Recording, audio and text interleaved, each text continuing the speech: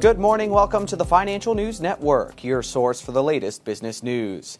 Here's a few things to watch for in the financial world today, June 28th.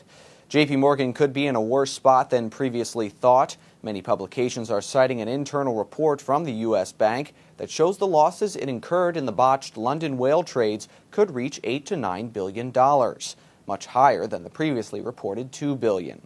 This is not a good sign for the financial sector, with investors worrying more about whether the country's biggest banks are stable enough.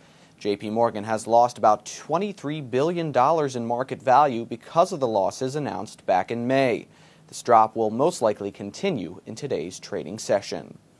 The media giant News Corp made it official today. The company's board authorized its management to explore a separation of the business into two publicly traded companies. The two entities will consist of News Corp's television and film assets in one company and its publishing entities in another.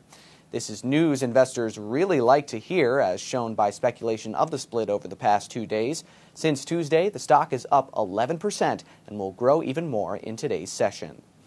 Finally, a decision on one of the biggest Supreme Court cases in recent years will be heard today. The 9 justices will rule on whether President Obama's health care law, called Obamacare by many pundits, is unconstitutional. If the court decides the law is unconstitutional, it could have very interesting consequences for not only the election, but the healthcare sector as well. Insurers like United Health, Aetna, and Humana have been doing well under the new healthcare law and haven't really been affected by the Supreme Court hearings on the law thus far. But if it is struck down, insurers will go back to the status quo, which means more healthy people will have incentive to not choose health insurance, and sick people will choose to only be covered for their essential needs. Therefore, profit margins could take a hit and earnings for the companies could decrease. So keep an eye on these stocks and other health insurers once the Supreme Court's decision comes down at 10 a.m. Eastern Time.